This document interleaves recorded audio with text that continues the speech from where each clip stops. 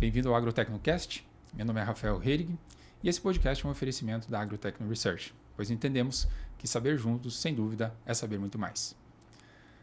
Para acompanhar todas as atualizações e também ficar por dentro de todas as novidades, não deixe de nos acompanhar na página da AgroTecno Research e também no Spotify e também no YouTube. A alta produtividade da cultura da soja e dentre outras culturas de importância econômica, ela não é por acaso. Ela faz parte de um processo e esse processo ele é construído, ele é estruturado e, consequentemente, alavancado por alguns fatores e por algumas situações ao longo do tempo e ao longo dos manejos, em especial, implementados. Para que a gente consiga refinar um pouco mais sobre esse tema, entender e compreender de uma forma tão mais clara e tão mais precisa todos esses aspectos, está conosco hoje Luiz Gustavo Floss. Luiz Gustavo Floss, ele é engenheiro agrônomo, com mestrado pela Universidade de Passo Fundo em produção vegetal, também especialista em administração rural pela Universidade Federal de Viçosa. Atualmente, ele é diretor do Grupo Floss e CEO da Academia da Alta Produtividade. Luiz Gustavo, muito obrigado pela presença e vamos juntos fazer um bate-papo bastante interessante nesse momento. Obrigado pelo convite, Rafael. Um prazer estar junto contigo e, sem dúvida nenhuma, esse tipo de movimento, né, e levar conhecimento, seja para técnicos, para produtores, tem sido cada vez mais importante. E principalmente de uma forma filtrada e que a gente possa realmente fazer com que o produtor não tenha só o incremento da produtividade, que a gente sabe que isso é importante, mas uma das coisas que eu vejo que hoje é mais importante de tudo, a rentabilidade. Né? A gente pensar nessa forma e com certeza vai ser um caminho aí da discussão muito importante para esse dia. Excelente, que bom, né? Obrigado por ter aceitado esse convite e participar desse momento conosco, né? Para que a gente possa justamente exercitar esses temas, né, de uma forma tão mais clara e tão mais precisa para que todos consigam nos acompanhar. Ao longo da nossa trajetória profissional, vamos acompanhando os momentos, né, os vários encontros, nas várias oportunidades que temos, né? E você sempre coloca, né, de uma forma bastante clara, de uma forma bastante interessante, né, algumas estratégias e algumas possibilidades sempre focadas, né, nesse ponto, nessas situações que você trouxe. E dentro desse momento, né, e aproveitando já para trazer alguns elementos, né, para a nossa discussão, eu queria que você exercitasse um pouquinho, que trouxesse para nós o quanto efetivamente a gente consegue extrair do potencial dos nossos materiais que hoje no campo estão. Ou então, né, o quanto a gente está deixando, né, de ocupar toda a condição genética que aquela planta, que aquele biótipo, enfim, ele possa nos trazer, que ele pode apresentar.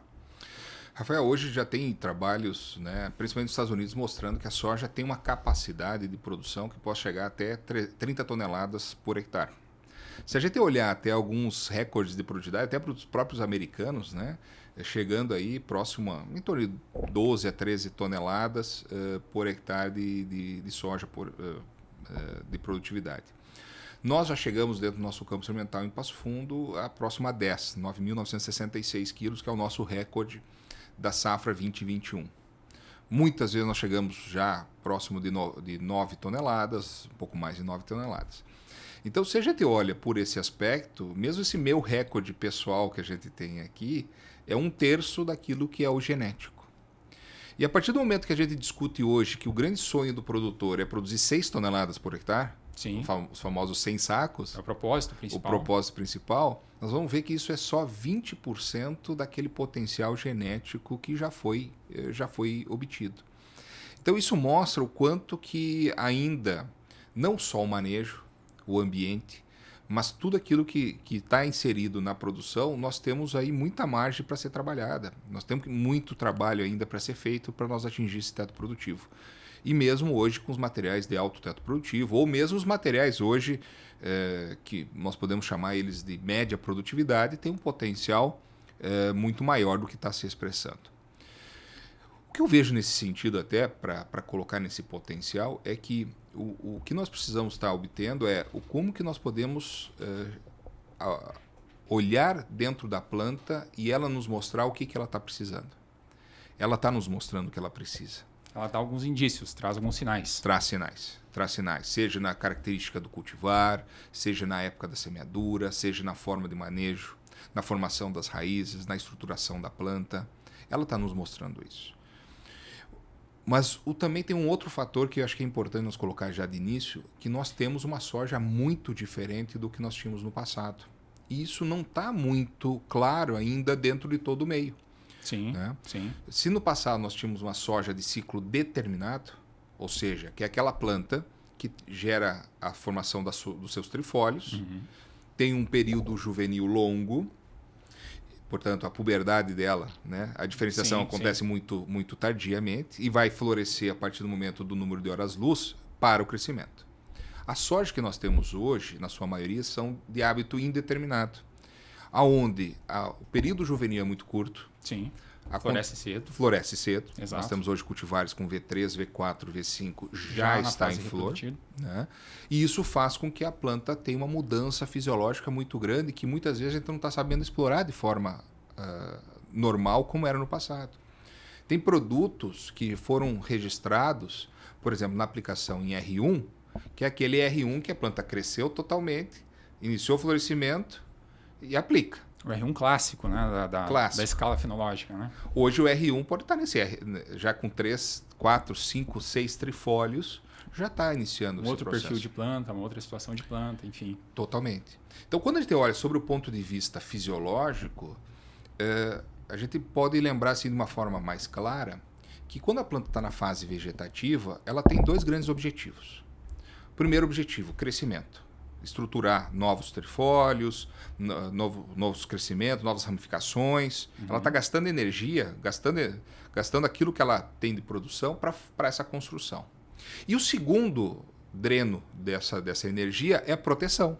Sim. Ela se protege, formação de fitolexinas, formação de enzimas de proteção, que esse é um dos motivos que na fase vegetativa até nós temos até menos doença.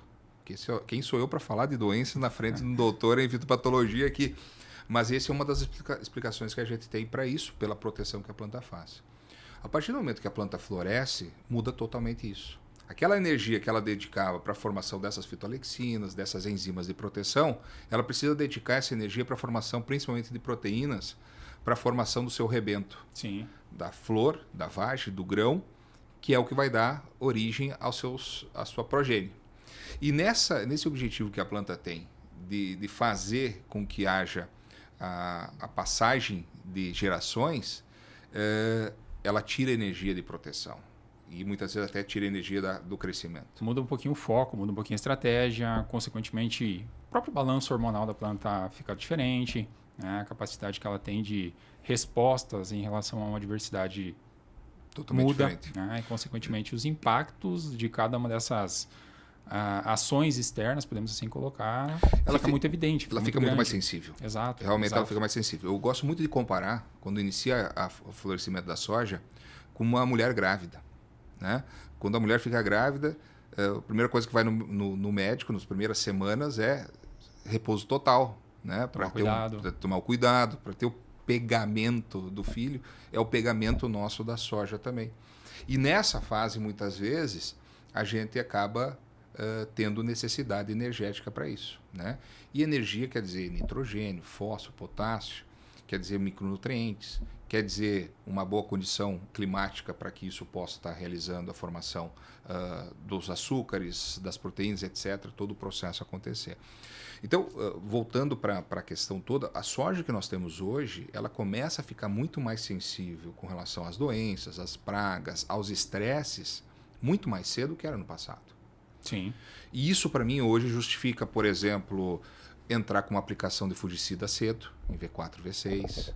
É isso que justifica a gente estar trabalhando com indutores de resistência, porque a planta está tirando energia dessa formação. É isso que justifica nós termos, muitas vezes, a entrada de inseticida cedo, com a presença de pragas muito cedo, porque a planta está muito mais sensível nesse sentido. Na verdade, a gente tem uma planta que, dentro do seu contexto, dentro da sua taxa metabólica, ela fica muito diferente do que efetivamente acontecia uma década atrás, talvez. Né? Os processos são muito mais rápidos, são muito mais intensos e, consequentemente, a margem para erro fica muito pequena. Né? Ela fica muito branda, muito sutil. E qualquer descuido dentro dessa situação, sem dúvida, impacta bastante e passa a comprometer aqueles 2/3 que mais cedo você trouxe, né? Que seria a nossa lacuna, talvez, onde a gente poderia trabalhar e poderia exercitar de uma forma tão diferente, né? Exatamente. Mas eu gostaria de lhe perguntar também, você trouxe esses detalhes, esses pontos, né? Levantou essas questões. A alta produtividade ela não é condicionada única e exclusivamente à planta, ao vegetal. Ela depende muito do meio onde ela está inserida.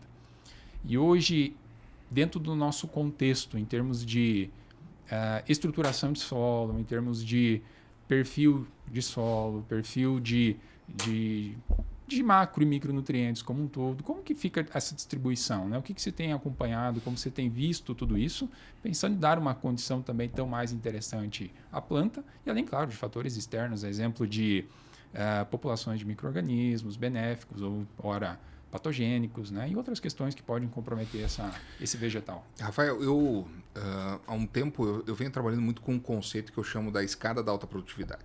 Né? O que eu chamo a escada da alta produtividade? Para mim tem 6 pontos fundamentais que eu preciso fazer passo a passo como pré-requisitos de planejamento e de realização para a gente ir galgando esse caminho. Né?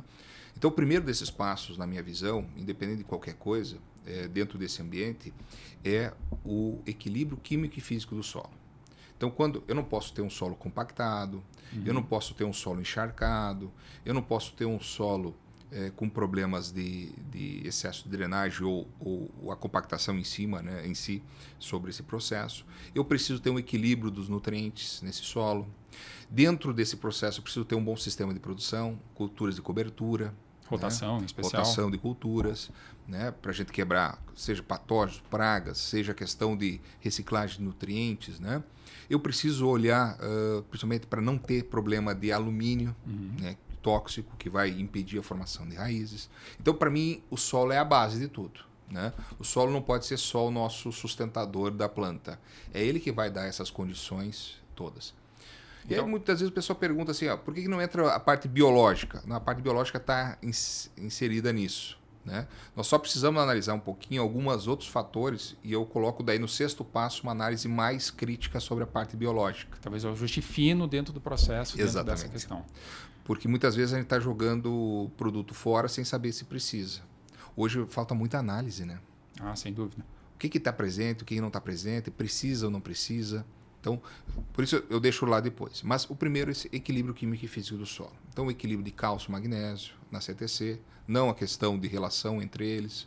Não ficar olhando o pH do solo. O pH é simplesmente uma questão de disponibilidade, mas eu saber a quantidade que está. Então, isso é um dos trabalhos que eu comecei lá em 2006, fazer um screening, nutriente por nutriente, presença, para a gente poder construir um perfil de solo. O segundo passo é a questão da adubação adequada. Então, a partir do momento que eu sei a necessidade da cultura, eu sei a presença que tem no solo desses nutrientes, eu consigo fazer uma correlação para fazer a adubação adequada. Efetivamente sem excesso, sem falta. Exatamente. Né? Dentro de um conceito de racionalidade também. Exatamente. Né? Para conseguir justamente otimizar todos os recursos. E essa racionalidade que é o mais importante. Então, muitas vezes a gente vê hoje algumas questões que o pessoal coloca como modismo.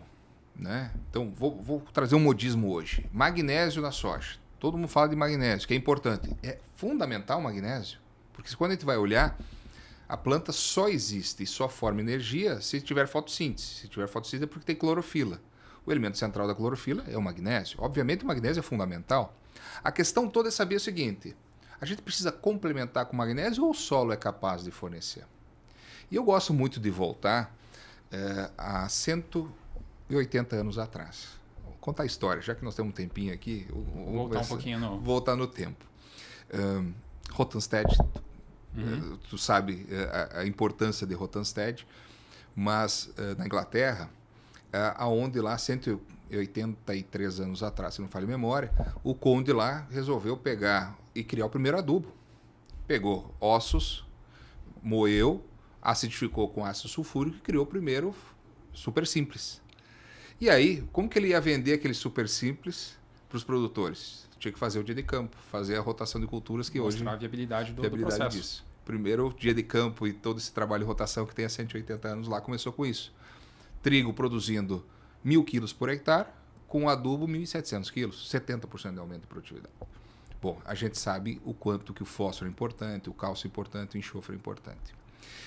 E a uns 200 quilômetros lá de Rothamsted, tinha um alemão que criou o que a gente chama do nosso lei do mínimo, né? Sim. O Liebig, eles se batiam, eles eram brigados os dois, mas eles têm uma importância histórica importante. Cada um à sua forma, uma contribuição expressiva. Exatamente. O Liebig mostrou na forma do barril que quando o nutriente está em menor quantidade, isso limita a produtividade a esse nutriente em menor quantidade. Isso nós temos que trazer para os dias atuais.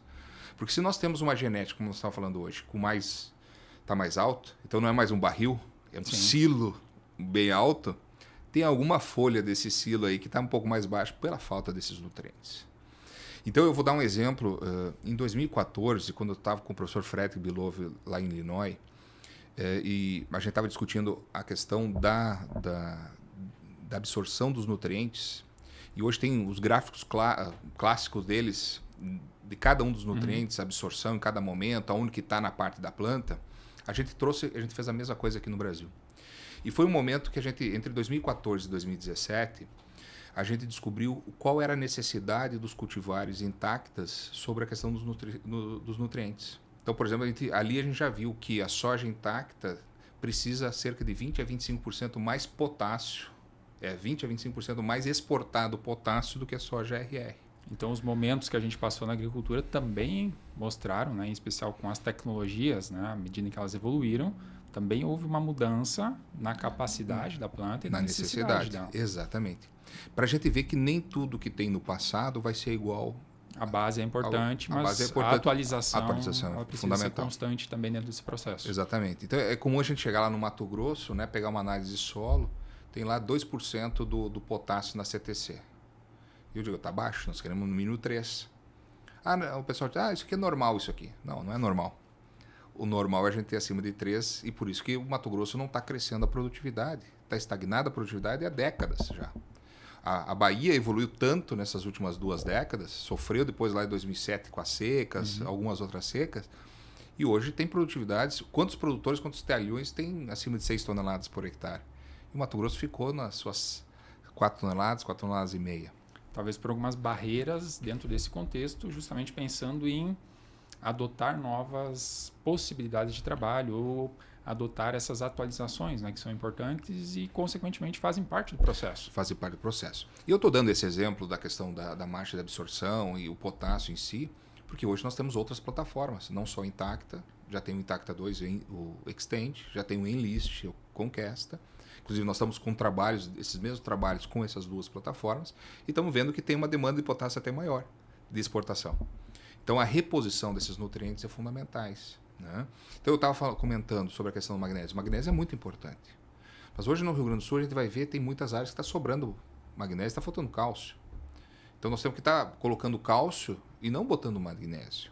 Se eu vou lá para o Piauí da vida, que é difícil conseguir uma fonte de magnésio, lá tem deficiência de magnésio, nós precisamos estar colocando magnésio. Então, é importante nós olharmos a disponibilidade no solo, a necessidade da planta, né, e aí fazer a adubação adequada a essa realidade. Compatibilizar essas situações para que, de fato, entre o aspecto de disponibilidade e necessidade da planta, tenha também a sua capacidade de absorção.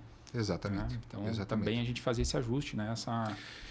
Esse meio do caminho, né? Para conseguir otimizar. Que é uma das discussões que a gente tem muito em cima da formação de raízes, né? Hoje a gente trabalha muito a questão de raízes por 2 grandes motivos. Primeiro, gerar essa capacidade de absorção de nutrientes, absorção de água, né? Mas também porque o que aconteceu nessas últimas 2 décadas e meia, né? A partir do transgênico, essas mudanças todas. Nós entramos num processo de ciclo da cultura da soja mais curto, né? Eu comento quando eu era criança, adolescente, que a gente ia lá para o interior de Ibirubá, na casa do vô e da avó, né? O pai e a mãe do pai. Na Páscoa, estava todo mundo colhendo soja, iniciando a colher soja, né? Hoje, praticamente na Páscoa, está tudo colhido, se não teve atraso de plantio. Exatamente, exatamente. Então, esse ciclo mais curto que nós temos, que foi provocado por 2 grandes fatores. Primeiro, fazer uma segunda safra, a famosa safrinha, e hoje olha o quanto de milho nós temos de produção. Sim, foi importante. É importante, é importantíssimo. E o pessoal não fala muito, mas nós temos um aumento muito grande de sorgo plantado, né? Gergelim, que hoje não tem nem mais quem compre tanto gergelim, se fala em mais de 2 milhões de hectares de gergelim no Brasil por causa disso. entre outras culturas, mas também tem um outro fator, principalmente no sul do Brasil, questão de doença. Aspecto sanitário. Né? Sanitário. Ferrugem em especial, a ferrugem. Sim, Né? sim. Quanto mais tempo, mais tarde fica, maior a pressão. Né? Então, tudo isso fez com que a gente tivesse cultivares mais precoces. E cultivares mais precoces produzem menor volume de raiz. Menor volume de raiz, menos absorção de nutrientes, menos água, mas principalmente um outro fator importante, Rafael, que o local de fabricação de um dos hormônios importantes para que a planta faça a sua construção é na ponta das raízes, nas radicelas, que é a formação da citocinina. Quanto mais citocinina, porque tem mais raiz, mais a planta consegue fazer uma boa ramificação e não fazer um entrenó comprido. Uma planta mais enxuta, podemos colocar assim, na sua Mais base, compacta, mais compacta. né? Com entrenó mais curto, a formação cedo das ramificações, não formação tardia. Né? Certo. E isso faz com que a planta tenha menos acamamento e, principalmente, o que nós temos que buscar hoje é entrada de luz no bacheiro. Então, hoje o bacheiro é o que está definindo, muitas vezes, esse teto produtivo. Então, por exemplo, dessas nossas áreas aí, a gente tem trabalhos nesses últimos anos que mostram que de 30% a 40% das vagens da planta está no terço inferior. Então, olha como o terço inferior tem sido importante. E aí eu vou dar um passo para trás aqui nessa nossa discussão, falando de raízes, e que dentro dos componentes de rendimento, como a gente chega nesse teto produtivo? Né? Então, nós temos uma população de plantas, que hoje nós precisamos olhar de forma... com um olhar diferenciado pelo tipo de planta que a gente tem, com menos ramificações. Então, nós podemos até ter uma população um pouquinho mais alta, relativo a outros materiais. Não estou aqui dizendo que precisa ser 400 mil plantas ou 500 mil plantas, mas nós temos que relativizar. O mais importante dos componentes de rendimento, que é número de vagens por planta ou por metro quadrado. Esse é o mais importante. Esse é o que tem uma grande definição frente ao contexto, ao teto, justamente, Exatamente. da cultura. Né? Por isso que eu comentei a importância dessas vagens no terço inferior. Sim. O terceiro é o número de grãos por vagem, que isso é uma consequência do manejo, não é um fator... Muito mais genético também, vinculado também. ao próprio cultivar, o material. E é muito difícil a gente construir uma planta de 8 vagens, não existe. Né? É uma variável que é difícil de trabalhar um pouquinho. Muito né? difícil de trabalhar. E o quarto, que está logo abaixo do número de vagens, que é peso de grãos. Então, quando a gente consegue uma quantidade de vagens superior e um peso de grãos maior, nós estamos num teto produtivo mais alto. Então, se a gente deixa de perder 30% a 40% das vagens do terço inferior e a gente consegue construir um peso de grãos, a gente já sobe essa régua muito fácil. Comentei que o nosso recorde lá foi 9.966 quilos por hectare na safra 20 e 21. Melhor safra de todos os tempos. Nós tivemos chuva no momento que precisava. Temperaturas amenas, nós não tivemos nenhuma temperatura acima de 32 graus. Um ambiente muito bom, Perfeito. equilibrado.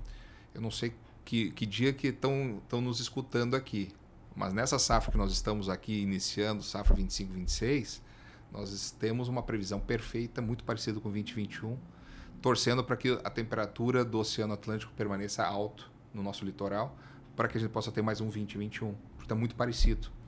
A chuva volta dia 15 de dezembro, e aí para não parar mais, para a gente ter um bom enchimento de grão. Termos sequência dentro desse processo. Então, positivo.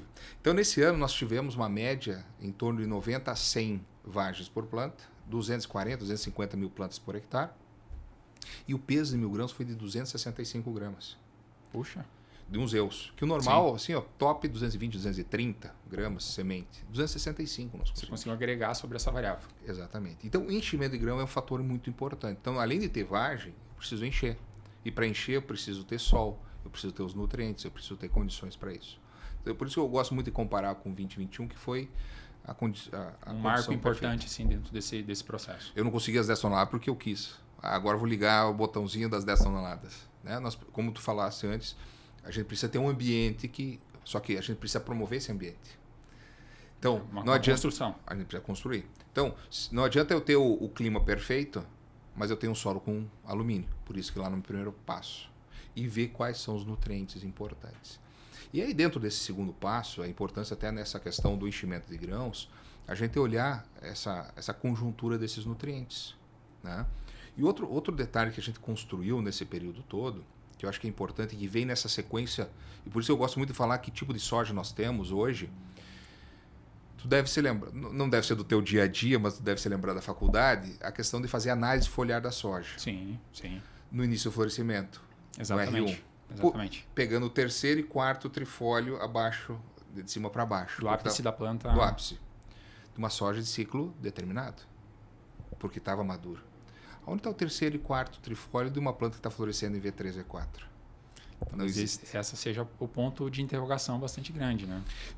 Também foi a partir disso, a partir de 2014, que nós começamos a desenvolver uma tabela de olhar os teores de cada nutriente em cada época, cada fase da cultura, para a gente não ficar só nesse R1.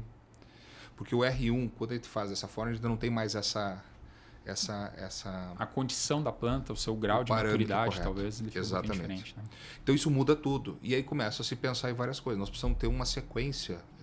A gente precisa saber em V4, em V7, em R1. Deu R1, nós precisamos saber isso aí. Então a minha metodologia, inclusive, a gente pega todas as folhas da planta no ciclo e aí compara nessa tabela. E nós temos diferentes teores de nutrientes de acordo com o ciclo. Por isso que a gente não pode fazer driz em qualquer momento da planta. Exatamente.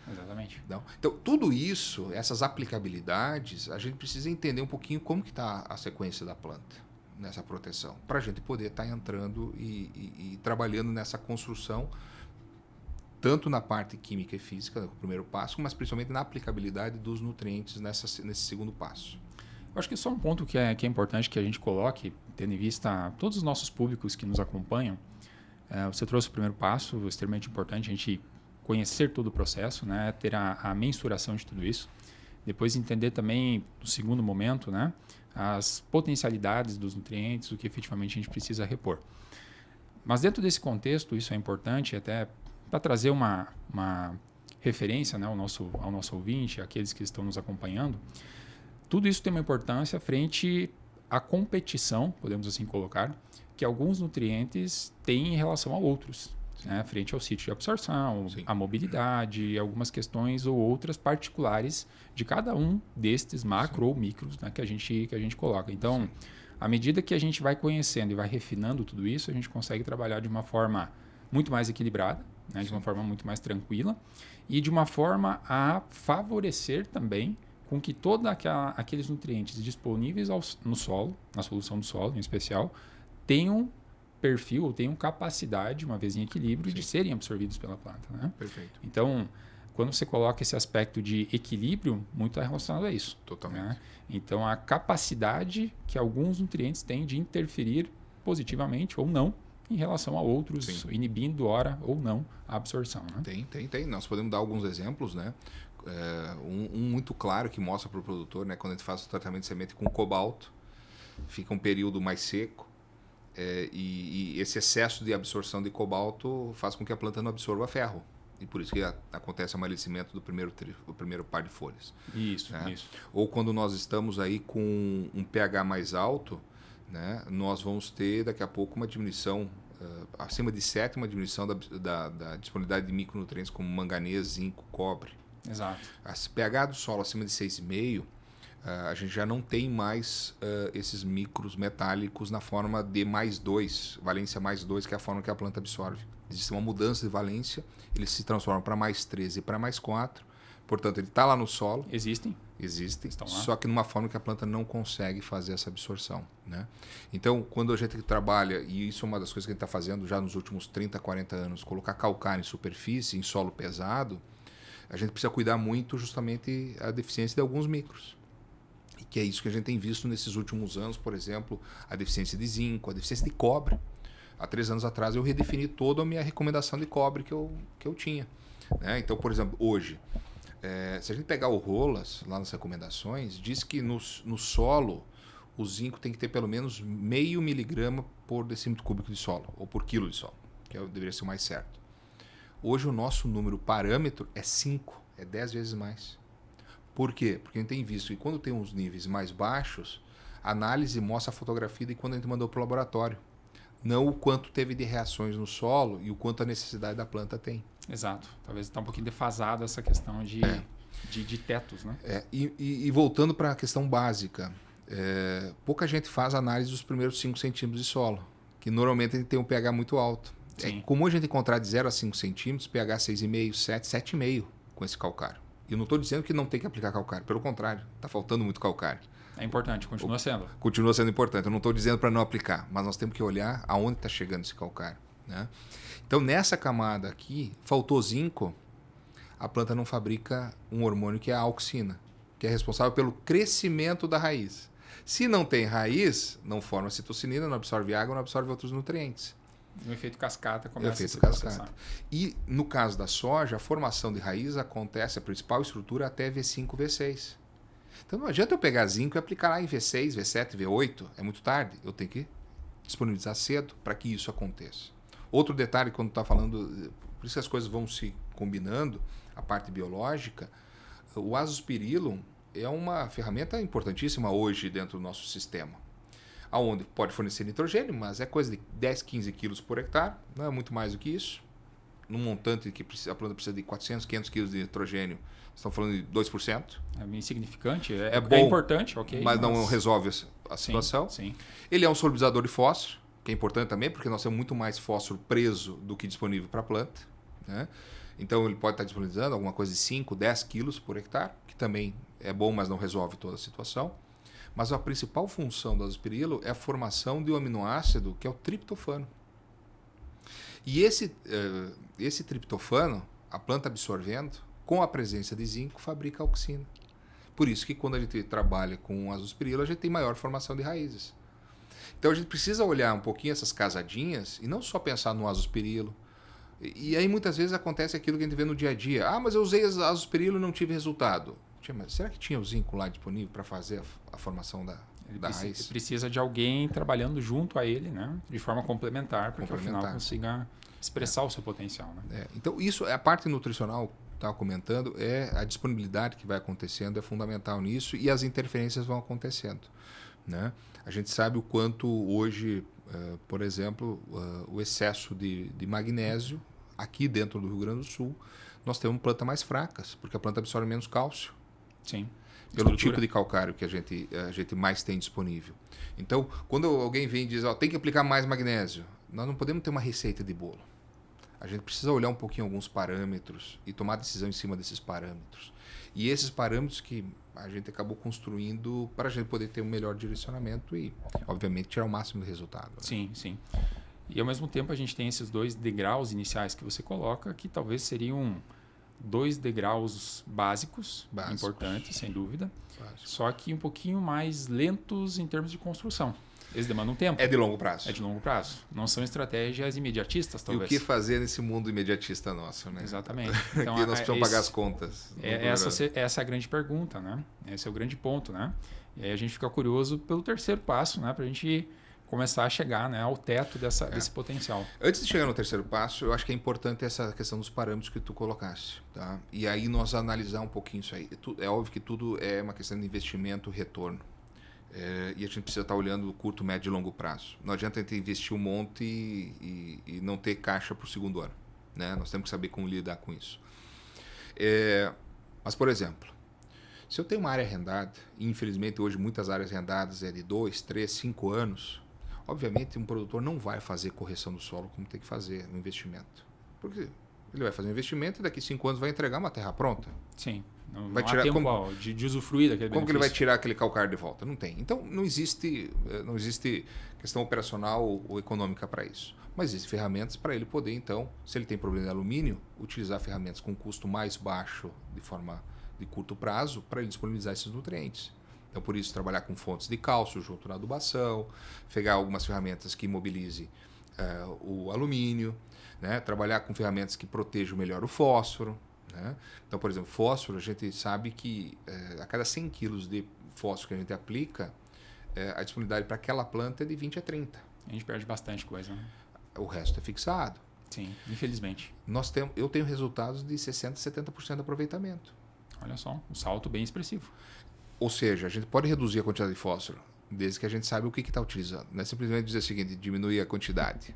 Mas se eu protejo melhor esse fósforo com substâncias úmicas, se eu trabalho com substâncias biológicas que solubilizam mais fósforo, se eu tenho um solo com uma capacidade de menor retenção, eu consigo ter essa compensação. Né? Tanto é que eu trabalho já há 13 anos com organo mineral dentro das nossas áreas. Nós estamos trabalhando lá já com proteção há 13 anos. Essa produtividade dessa tonelada foi com organo mineral. Olha só. Mas a gente precisa saber a quantidade, qual a fonte, a proteção. Então tem vários detalhes, não é simplesmente pegar qualquer tipo de ferramenta e estar utilizando. É sair desse aspecto do empirismo, exatamente, e ir para um refinamento de dados, de informações, de compensações, enfim, para conseguir otimizar. E aí que pode vir o terceiro passo aqui, porque o terceiro passo para mim é a genética adequada.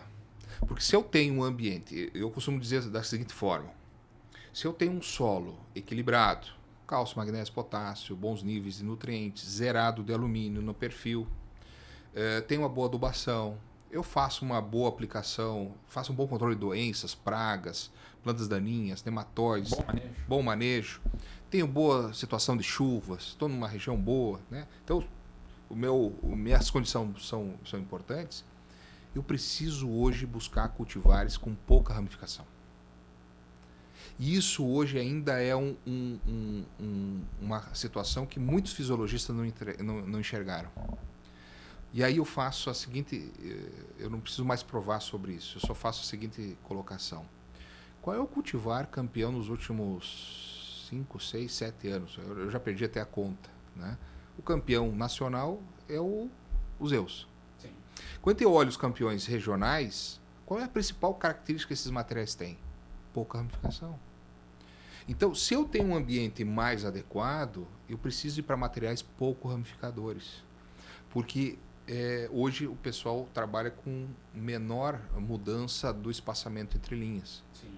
Então, os 45, 50, a melhor ferramenta é você diminuir as ramificações para a entrada de luz no bacheiro. Mas a partir do momento que eu tenho um ambiente, o primeiro passo, com um ambiente que não está ainda equilibrado, tenho deficiências nutricionais, não estou fazendo uma adubação adequada, tenho um mau manejo fitossanitário, estou numa região que falta chuva, qual é o tipo de característica de um cultivar que tem que entrar aqui? Vai para outro caminho de um material mais ramificador. Porque daí tu tem que ocupar mais espaços, porque tu vai perder planta, né? Então é uma planta que não cresce tanto, né? E esse conceito, e eu comprei muita briga nesses últimos anos por causa disso, que os cultivares de teto produtivo alto são os pouco ramificadores, e nós precisamos pensar, antes de tudo, muitas vezes, nesse ambiente melhor, se eu não for trabalhar com material pouco ramificador, eu trabalhar, então, com o aumento do espaçamento. Então, nesse terceiro passo, quando eu faço a genética adequada, não é só a escolha do cultivar, é a escolha da arquitetura. Então, vamos pensar o seguinte, a planta de soja, hoje, ainda o nosso padrão é fazer uma semeadura linha a linha, uma planta atrás da outra. Se eu planto uma semente uma atrás da outra, e ela vai crescendo, ela vai formar os trifólios para que lado? Para a entrelinha. Então, o espaço que eu preciso conseguir para essa planta depois entrar a luz no bacheiro, não é na linha, é na entrelinha, na lateral. Então, isso é uma das... Muitas vezes o pessoal pensa assim, minha planta está crescendo demais, não estou produzindo no bacheiro, está camando. Primeira coisa que pensa, diminuir a população. Segundo, usar um travamento da planta. Como que eu vou travar a planta? E travar a planta é gerar um estresse. Lá em V3, V4, você já está começando o florescimento. Se eu aplicar um produto que vai estressar ela, vai cair flor. Delicado, eu vou perder o bacheiro. Então, tem que cuidar esse tipo de aplicação de produtos que causem dano. E o estresse é mais importante. Então, o que acontece? Ou, se a gente vai trabalhar com um material que cresce demais, muita ramificação, o primeiro passo é aumentar o espaçamento. Então, lá no Mato Grosso, lá na 63, em Sinop, produtores que pegaram o Brasmax Desafio, plantando dia 15 de setembro, colhendo no final do ano, colhendo com 95, 98, 100 dias no máximo, e produzindo o teto produtivo alto. Qual a característica dessa planta? Monohaste, sem ramificação, 40 a 50 centímetros, entrenó curto e grão graúdo. Essa é a principal característica para produzir isso tudo.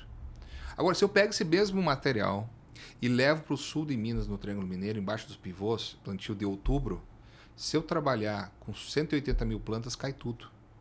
Lá no Mato Grosso, muitos produtores trabalham com 600 a 700 mil plantas com esse material. Poxa, melhor, trabalhavam. Sim. Esse é um dos materiais mais sensíveis às anomalias e tal, e foi deixado de lado. Mas 600 a 700 mil plantas. Lá no sul de Minas, 180 mil plantas, cai tudo. Gera um excesso. Excesso. Muita ramificação, crescimento excessivo. Então, lá eu posso trabalhar com uma população alta. Poderia trabalhar até com 40 centímetros. Só que ninguém vai ficar mexendo plantadeira no meio da safra. Não existe isso. Então, a população é maior. Sim. Quando eu vou para a Bahia, a gente vê o que o pessoal lá gosta e tem maior disponibilidade de cultivares que crescem demais. Eu conheço propriedades lá que tem média de mais de 80 sacos por hectare, em mais de 30 mil hectares, que o espaçamento é 76 centímetros. Plantando algodão, milho, soja com 76. Na mesma base, todos na mesma proporção. Tudo. Só que são materiais que têm uma boa ramificação. Então aumentou o espaçamento, entrou luz no bacheiro.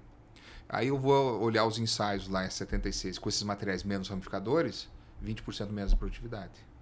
Não é estratégia. Então, assim, ó, eu não posso culpar o cultivar. Eu tenho que olhar o ambiente que eu estou colocando. O sistema de cultivo como um todo. Exatamente. Então, esse cara que está com 76, se não tiver mais cultivares, mais ramificadores que produzam mais, ele vai ter que mudar a estratégia dele. Ele vai ter que ir para os menos ramificadores. E eu digo que o Zeus foi o grande salvador do Rio Grande do Sul e também o grande maléfico depois, na seca. Né? Mas primeiro, porque ele salvou. Porque material pouco ramificador, os 45, 50 sobreviveu. Hoje, com esse tipo de material, dá tranquilo. Agora, se eu pego um material mais ramificador, eu perco o bacheiro.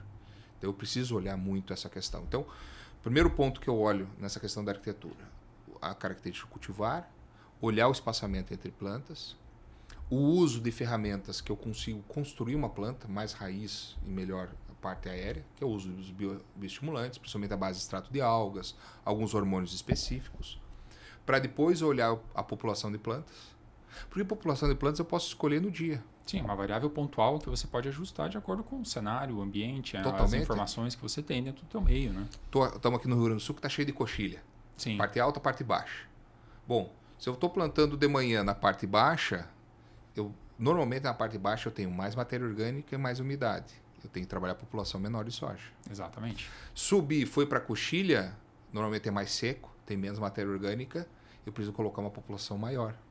Eu preciso mudar durante o dia. Então, esse negócio de baixar a população ela é muito relativo a várias outras ferramentas, que não é simplesmente se cai ou não cai. Nós temos que estar observando. E por último, né, em algumas situações, como eu estava falando da Bahia, muita ramificação, a gente precisa usar algumas ferramentas para travar. Para limitar um pouquinho o excesso. Só que não é uma ferramenta que você aplica e resolve. Principalmente quando a planta já está mais evoluída. Porque o problema não está muito na formação inicial. Tá? Quando a planta já tem um porte aí com seus 6, 7, 8 axilas, que a planta começa a crescer. Eu aplico um produto para segurar, ela vai segurar 1, 2 trifólios. É uma semana. Depois ela volta a formar. Então, a gente precisa construir um equilíbrio hormonal nessa planta, nessa formação dessa genética toda. Não é um excesso, mas sim algo efetivamente que cumpra aquele papel de uma forma também um pouquinho mais branda, um pouquinho mais sutil sobre a planta como um todo. Exato. Você trouxe um ponto importante e eu acho que é válido que a gente tente explorá-lo um pouquinho também. Ao longo desses últimos anos, a gente tem visto uma mudança abrupta de materiais no campo. Constantemente, a cada safra, novos entrantes, novas genéticas, novas cultivares, com novos potenciais, novos hábitos, enfim. De certa forma, a gente deixou de conhecer um pouquinho as nossas cultivares? Muito. Eu gosto de falar muito do porquê disso. Eu acho que isso nós temos culpa, nós como agricultura como um todo. Eu acho que nós estamos indo para um caminho que não existe uma salvação só e cada um está querendo se salvar. Né? O grande problema hoje no Brasil é que não existe uma obrigação do produtor comprar semente fiscalizada. Que eu também não sou a favor de ter obrigação. Né? É muito ruim a gente ter lei para obrigar. Sim, sim. Eu sou mais do termo mais livre. Né? Mas a gente precisaria ter uma cultura. Um direcionamento, talvez, uma ideia um pouquinho diferente. Para a gente ver o valor da semente certificada. E a partir do momento que o produtor pega essa semente e faz uma reprodução dessa semente, que não paga royalties para quem a desenvolveu, nós não estamos fomentando o desenvolvimento de novos materiais. E essas empresas, para diminuir esse efeito de reprodução, tá dando uma enxurrada todo ano de material novo. Então isso está sendo ruim para todo mundo. Né? Só que quem vai vir primeiro, o ovo ou a galinha? Né? Essa é sempre a velha história. Né? Então eu não estou aqui para julgar, mas para entender o fato que nós estamos. E é isso que está fazendo a gente não conseguir. Em 2 anos nós temos material novo, já se foi. Não há tempo hábil para exercitá-lo, né? Então isso está um problema muito grande para nós. E aí que vale a gente levar para o produtor, para os técnicos, o que eu tenho sempre trabalhado. Chegou o material novo, conheça esse material. Não precisa ser na propriedade, pode ser na... Hoje tem estação experimental espalhada para tudo que é esquina, né? Já no nosso Brasil. E eu gosto disso sob o ponto de vista que muitas coisas a gente não consegue, na nossa estação, conseguir promover o conhecimento, principalmente planta. Porque se eu planto um cultivar dia 1º de outubro aqui em Passo Fundo, vai ser diferente lá em Santa Bárbara, lá em Santo Ângelo, As em Vacaria. respostas são muito amplas. Então precisa conhecer isso. Claro.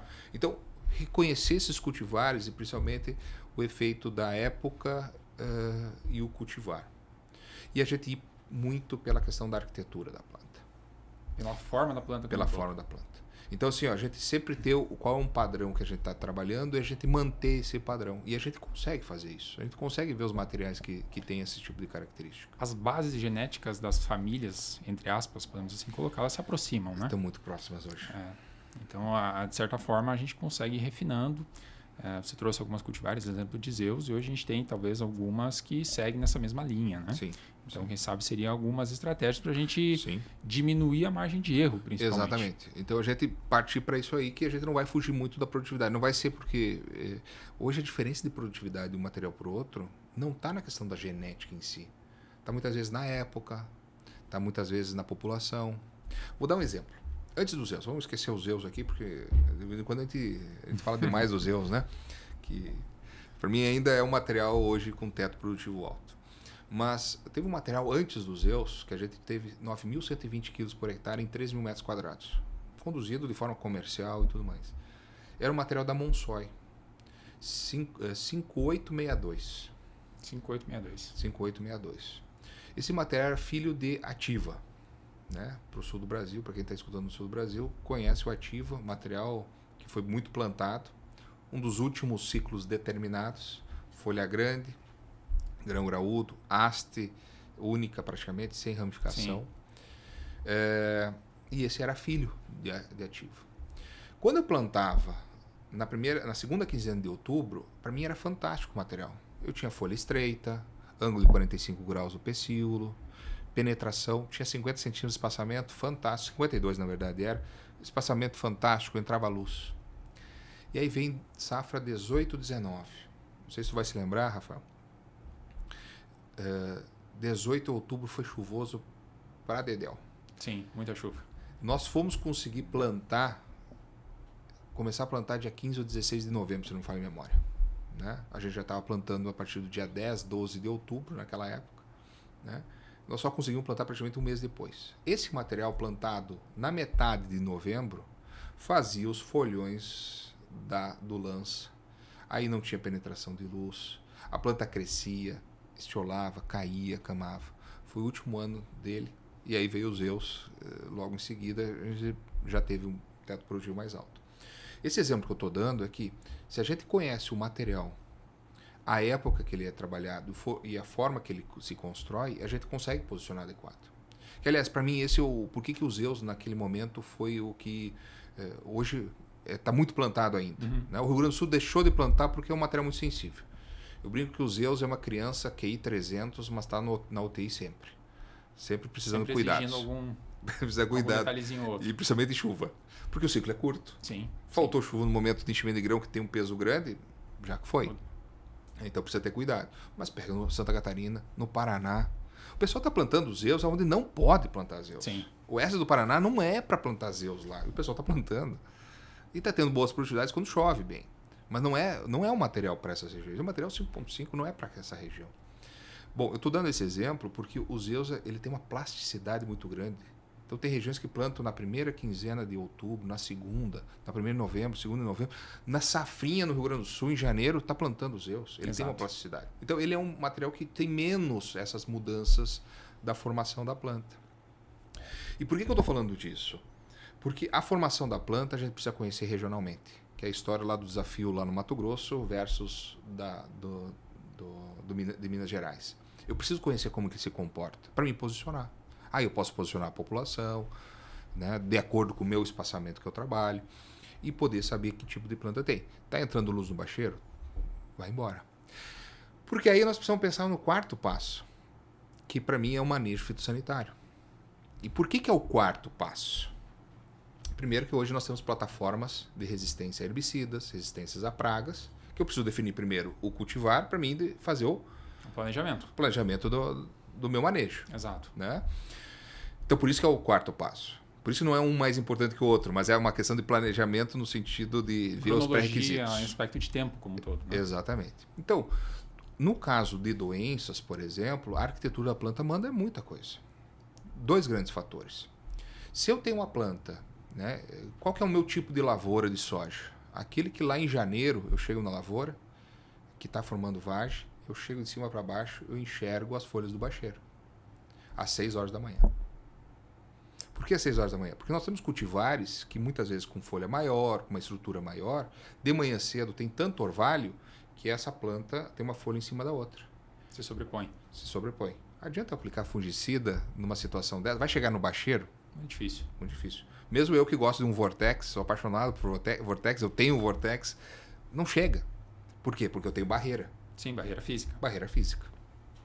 Agora, eu chego às 5 horas da manhã, quando eu tenho uma temperatura mais amena. Hoje às 5 horas da manhã estava 17 graus em Passo Fundo. Tá? Então, 17 graus às 5 horas, show de bola. Umidade relativa do ar às 5 da manhã, 6 horas da manhã, 70%, 80%, show de bola. Eu vou aplicar um fungicida, eu vou ter mais tempo dessa gota, vai chegar mais no alvo. Se eu trabalho com gota fina, eu vou chegar lá no alvo. Lembrando que é gota fina que chega no bacheiro, que tem penetração. Mais uma característica hoje. Hoje eu tirei de 50 e vim para 25 litros por hectare as minhas aplicações. Olha só que mudança. Meu padrão era 40, sempre foi 40. Né? E eu mudei de pulverizador, estava com 50, eu vim para 25. Mas por que eu trouxe para 25? Porque eu sei que eu consigo colocar gotas no bacheiro. Tem tecnologia para isso. Tecnologia para isso. É tecnologia. Não é simplesmente baixar vazão. Sim. É uma série de outros fatores, uma série de outros fatores. No entorno. E nesse sentido, o principal fator é que quando eu baixo vazão, eu trabalho com gota mais fina. Gota mais fina necessita temperatura mais baixa e umidade relativa do ar mais alta. Então eu preciso trabalhar de manhã cedo essa aplicação. Ah, mas se eu tenho uma planta que está totalmente fechada, eu não posso trabalhar a aplicação de manhã cedo. Eu vou ter que entrar quando essa água evaporar e eu ter penetração, lá pelas 10 horas da manhã, 11 horas, meio-dia. O que acontece nesse horário? Umidade relativa do ar que estava alta já está baixa. Temperatura hoje já estava 30 graus, meio-dia estava 30 graus. Sim. Acabou a minha aplicação praticamente. Ah, não, acabou. Eu tenho que aplicar. E aí o que eu preciso fazer? Eu preciso manter essa gota viva por mais tempo. Eu preciso chegar lá embaixo. Quanto mais fina é a gota, mais evapora, muitas vezes não chega lá no alvo. Então, se eu tenho uma planta que tem abertura e eu consigo aplicar de madrugada, de manhã, de madrugada, eu consigo proteger as folhas do bacheiro. Você tem um ajuste tão mais interessante do teu processo como um todo. Consegue ser mais efetivo. Muito mais efetivo. Um aproveitamento melhor. E ao invés de eu culpar o produto, muitas vezes, que é mais fácil culpar o produto que não funciona do que a aplicação, eu estou com uma aplicação mais adequada. Para mim fugir um pouco do fungicida, que eu fico aqui envergonhado de falar com quem entende mais do que eu, vou falar de pragas. Né? Pega um verãozão, 30 graus hoje de meio-dia, se tem um percevejo, o percevejo não está tomando banho de sol lá em cima da folha. Está lá embaixo. Muda o local, né? Muda o local. Hoje a gente sabe que mais de 40% do controle é do contato metatarso do percevejo no produto.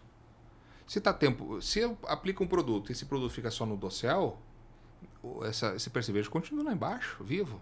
Lagarta, continua. Sim. Então eu preciso chegar com o produto lá embaixo. Então eu tenho um parâmetro para isso até, Rafael. 20 a 30% do meu produto precisa chegar no terço inferior da planta. É uma proporção grande. É um desafio grande. É desafio. E por isso não é gota grande, por isso daí não é só vazão. Porque não adianta eu pegar agora o meu pulverizador e trabalhar com 70 litros de vazão, 80 litros de vazão para fazer gota grande. O que vai acontecer com a gota grande? Vai ficar só na parte de cima. Sim. Até de curiosidade, para aqueles que nos acompanham, tradicionalmente ou de maneira geral, a gente obtém 5, 10, em melhores situações, 12, 15% de cobertura ou de deposição, num cenário ótimo, né? Você está trazendo números muito mais interessantes. Né? Eu não trabalho tanto cobertura, porque cobertura não tem a ver com a quantidade de ingrediente ativo que está junto. Sim, tem a ver com efetivamente a distribuição do... Onde chegou. Exato. Então, por exemplo, eu posso ter uma cobertura menor, né? e com mais gotas. Sim. Exemplo, eu tenho 2 folhas aqui iguais, mesmo tamanho. Tem as duas, tenho 10% de cobertura. Tá? Só que nessa aqui eu tive 10% de cobertura com 40 litros por hectare de vazão. E aqui com 100 litros de vazão. Entendi. Então 10% de cobertura, aqui eu tenho mais ingrediente ativo que chegou nessa folha. Então por isso que não é simplesmente aumentar ou diminuir a vazão, mas eu preciso chegar com a gota naquele lugar. Né? Então quando eu falo dessa parte de funcionalidade, eu acabei trabalhando muito essa parte de tecnologia de aplicação. E sabe por quê, Rafael? Eu não sei se a gente tem muito tempo aqui, mas não, a gente vai contando histórias, né? Eu trabalho com consultoria e principalmente a minha academia começou em 2010. Hoje a palavra-chave é mentoria. Não sei se sou mentor não, mas a gente acabou fazendo isso. E eu me lembro lá por 2011, 2012, eu me lembro de a gente ter um problema... Melhor, foi 2013, quando nós tivemos um problema de Helicoverpa. Sim. Antes dos Intactas, 2013. E eu me lembro de um agrônomo de uma região me perguntar o que eu estava usando para controlar a Helicoverpa. E eu disse, eu estou usando tal produto, tal dose, está conseguindo funcionar. E esse agrônomo foi lá e fez no produtor e não funcionou. E não deu certo. Só que não me retornou essa informação que não tinha funcionado. Ele foi falar para outras pessoas, o Floss não sabe mais matar lagarta. Eu não consegui matar. Aquilo que ele falou não mata. Isso me chegou nos meus ouvidos depois. Eu fiquei sabendo. E eu, puxa vida, mas como que não funcionou? Eu não estou conseguindo? A, B, C, D, Y, Z. Não, ele está conseguindo? O que aconteceu? E aí que eu comecei a mexer com a parte de tecnologia de aplicação. Eu montei um laboratório que a gente fazia 15 análises diferentes. Desde ver tamanho de gota, volume de gota, aplicação. Montei o track spray. Bom, tinha muita coisa para a gente poder analisar. E o principal fator, por exemplo, naquele caso da lagarta, era justamente esse. Gota grossa. Um produto ficando só na superfície, não chegando no bacheiro, não vai controlar. Uma praga com uma movimentação um pouquinho limitada também impacta Pior o ainda. processo. Exatamente. Então não adianta a gente triplicar a dose do produto se a gente não coloca o produto no alvo. Essa é a principal questão. Né? E aí que eu comecei a trabalhar muito forte com a parte de vazão mais baixa. Tá? Então, ali eu sempre trabalhei com 40 litros até 2022, quando foi o momento que eu acabei vendendo a minha estrutura toda. E no ano passado, quando eu retomei, já retomei com 50, porque eu não tinha conseguido a ponteira certa. Por uma outra questão. Outra questão. Hoje eu consegui. Hoje eu consegui, mas já fui até além para os 25. Por quê? Mas também, eu não estou dizendo assim, só baixar. A gente tem que saber como levar essa gota e qual é o tamanho de gota. Então, eu tenho o espectro de gota, e sei onde que essa gota está chegando. Então, gota que realmente chega lá no bacheiro é entre 150 e 200 micras. Gotas pequenas. Gotas pequenas. E qual que é o desafio daí de nós fazermos? É com que essa gota fica viva por mais tempo, tem higroscopicidade certa. Então, trabalhar, não é só a questão de trabalhar o óleo junto com um fungicida, por exemplo. É trabalhar um adjuvante como um silicone que mantém viva por mais tempo. Né? Então tem ferramentas que a gente consegue conduzir. Que de certa forma você vai ter que ter um ajuste do processo como um todo, não pensando única e exclusivamente na mistura e na operação da aplicação, mas entender todo o ambiente, todo o cenário, né? todo o entorno. E muitas vezes está na planta, não está na aplicação. Exatamente. Então voltando para aquilo que nós estávamos falando antes. Se eu tenho uma planta totalmente fechada, eu posso ter o melhor fungicida, o melhor adjuvante, eu posso ter o melhor trator, posso ter a vazão que eu quiser, não vai chegar no alvo. Então eu preciso muitas vezes abrir essa planta para chegar produto lá no bacheiro. Fazer um movimento um pouquinho diferente dentro do sistema como um todo para conseguir otimizar também. Exatamente. Para conseguir ter esse aspecto como um todo. Né? Exatamente. Olha só, então o manejo ele alcança esse quarto degrau, esse quarto passo.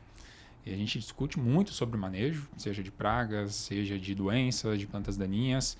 E são fatores de proteção.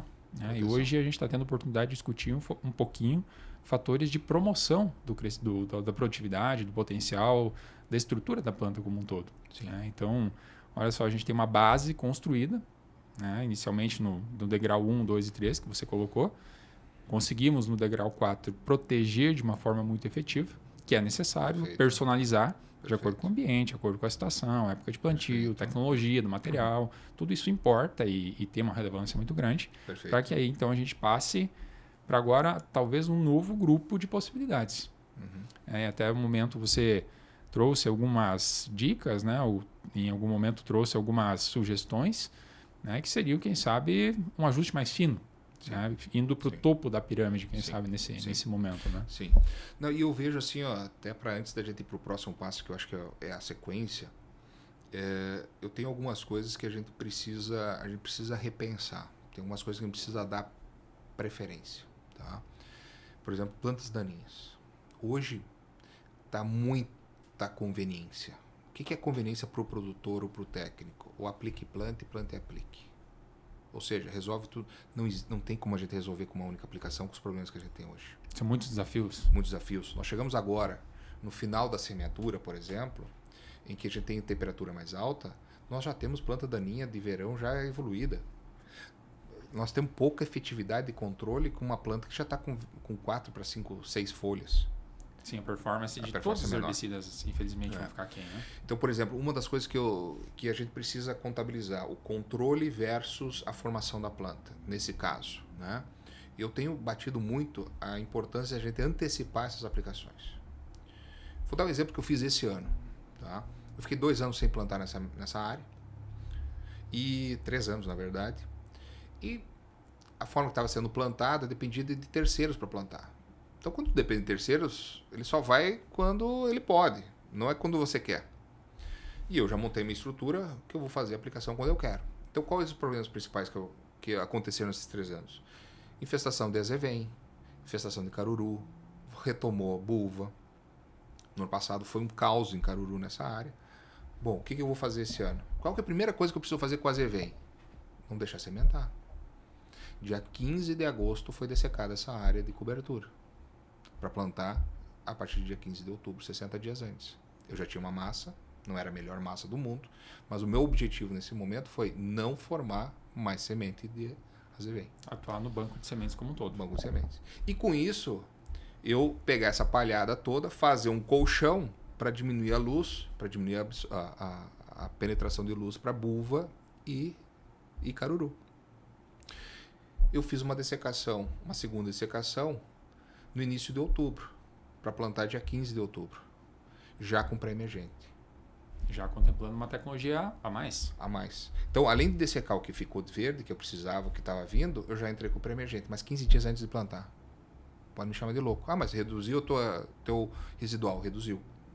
Só que eu garanti que não tivesse fluxo de sementes nesse início da planta. Evitou a mato-competição inicial. Evitou a mato-competição e eu tenho uma planta, eu tenho uma lavoura limpa. Então eu não vou ter problema de caruru. E hoje tem pouca gente trabalhando, Rafael, com uma situação que hoje se chama overlapping. O que é overlapping? Você trabalhar um pré-emergente pré-semeadura e um pré-emergente em V4, V5, V6, uma nova aplicação, para você conseguir construir um período maior. Complementando ações. Complementando as ações. Que tem que ser um produto que não cause fitoxicidade na soja. Tem que ser algo seletivo. Exatamente, seletivo. É a primeira premissa. Não? E com custo baixo. E eu posso garantir que o que eu utilizei, eu tenho um custo mais baixo do que muitos produtos que tem no mercado. Por quê? Porque a gente consegue conduzir isso para a planta. Por que eu quero dizer isso? Porque hoje eu sou um dos maiores defensores de pré-emergente. Eu trabalho com pré-emergente há muito tempo. E eu sempre fui o grande defensor. Mas fazendo bem feito. Nós temos um grande problema hoje do tal do aplique, plante, plante, aplique, que se eu tenho um solo arenoso, já complica. Se eu aplico, planto, aplico e vem uma chuvarada em menos de 7 dias, todo o produto que estava na palha, sobre o solo, ele é arrastado para o sulco. Se concentra. Concentra e nós estamos dificultando a formação de raízes da nossa vaca leiteira.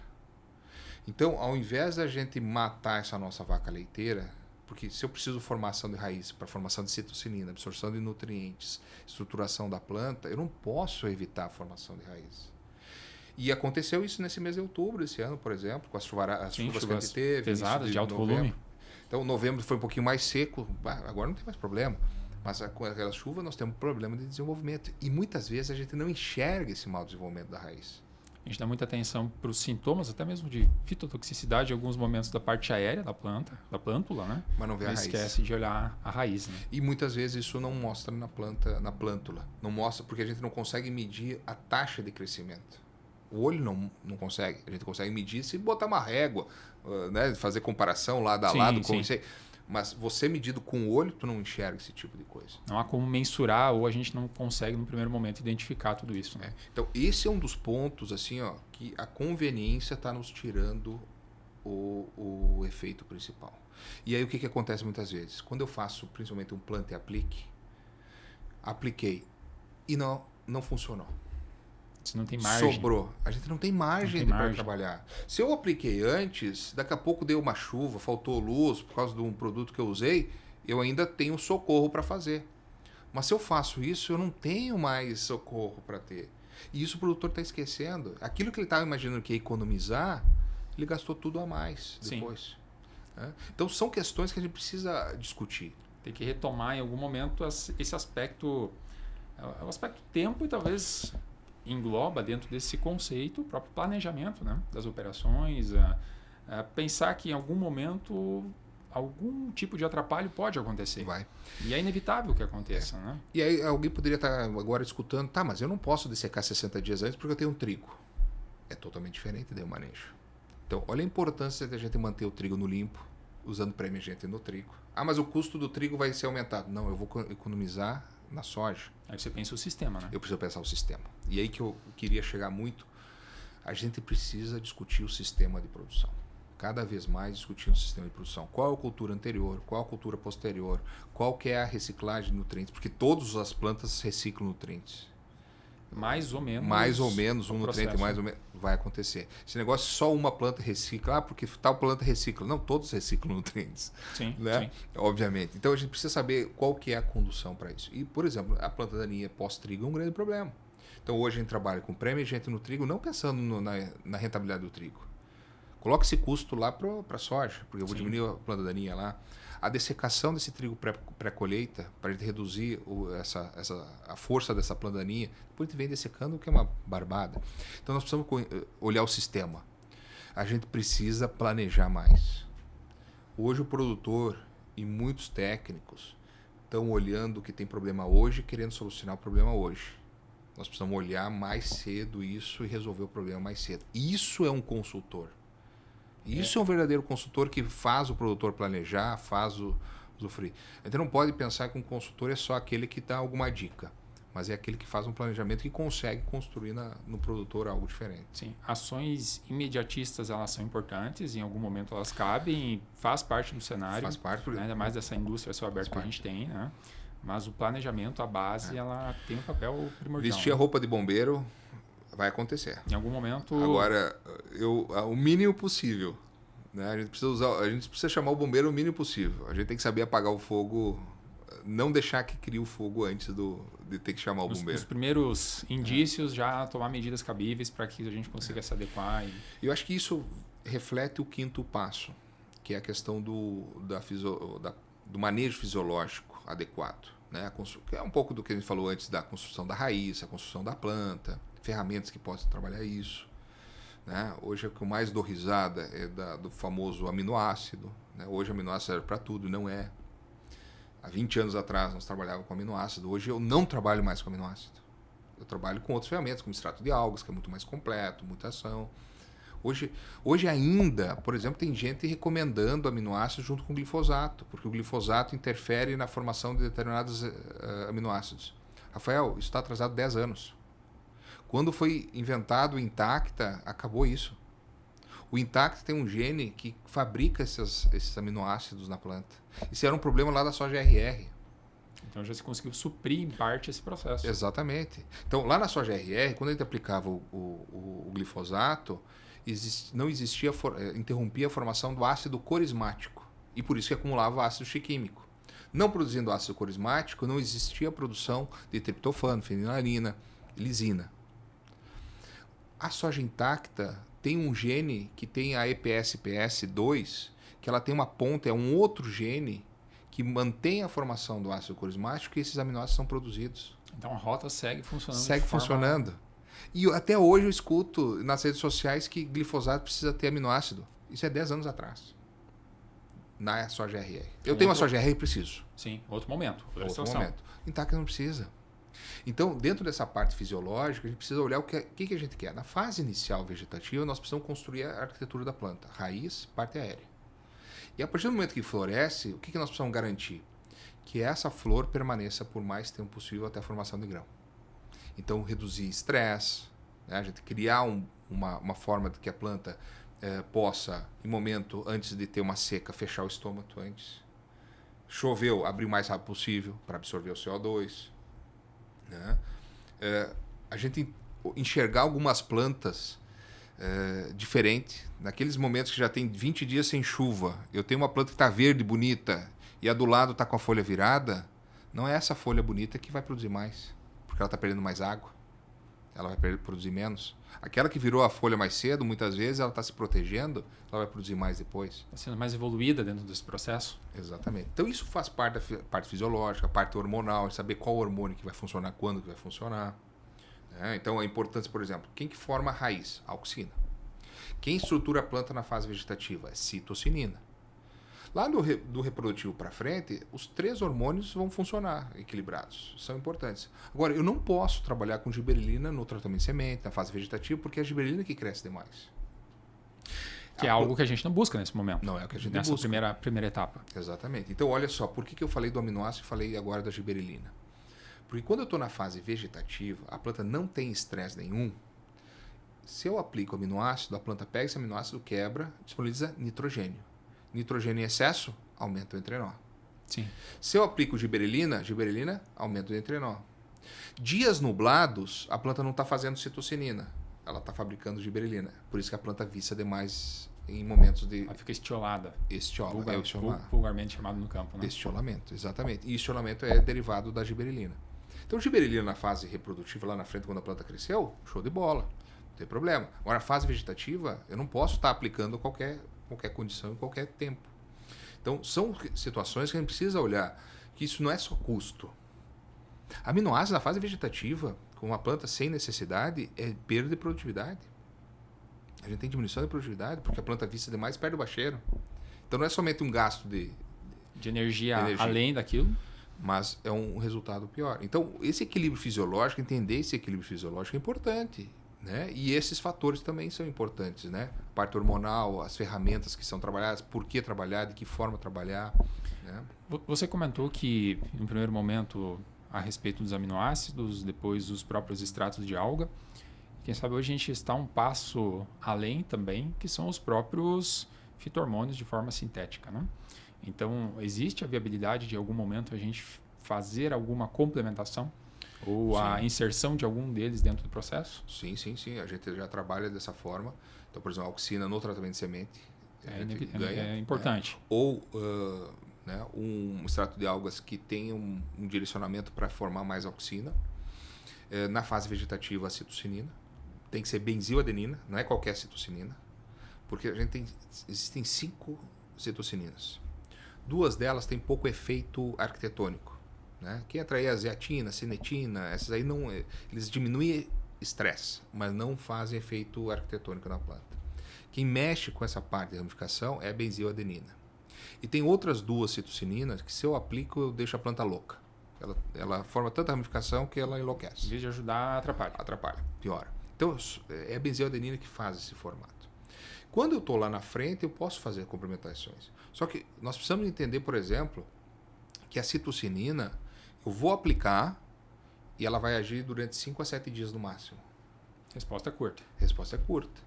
Então, muitas vezes, com uma única aplicação, eu não consigo segurar essa planta, porque eu tenho quantos dias eu estou em crescimento? Eu estou pelo menos aí a 50, 60 dias de crescimento. Né? 45, material mais precoce. Sim. Então, mas então eu tenho que colocar... Cada 5 dias tem que fazer uma aplicação? Não, peraí, nós temos que olhar um pouquinho a condição climática. Então, quando eu tenho vários... Eu vou entrar para herbicida. Meus próximos dias é tempo nublado, nebulosidade, é importante estar aplicando. Porque eu vou estar produzindo gibberellina. Eu tenho que evitar a produção de gibberellina com a citocinina. Estou aplicando herbicida. Os próximos dias é tempo seco.